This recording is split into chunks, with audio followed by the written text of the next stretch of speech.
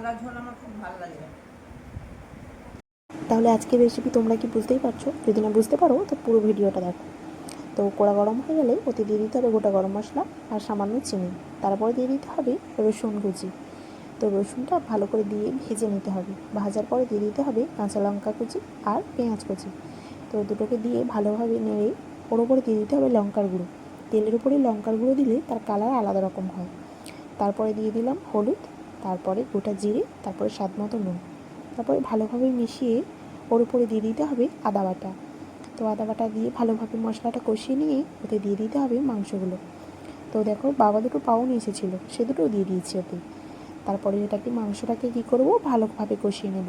দেখো মাংসটা মোটামুটি কষানো হয়ে গেছে। এবার একটু নাড়াচাড়া করে ওতে দিয়ে দিতে হবে জল। তো আগে থেকে কতগুলো আলু ভেজে রেখেছিলাম, সেই ভিডিও ক্লিপটা নেওয়া হয়নি। তারপরে কী করব, জল দিয়ে আলুগুলো মাংসের মধ্যে দিয়ে দেব। তো মাংসের মধ্যে আলু দিয়ে দেওয়ার পরে আলুগুলোও সেদ্ধ করতে হবে, মাংসটাও সেদ্ধ করতে হবে।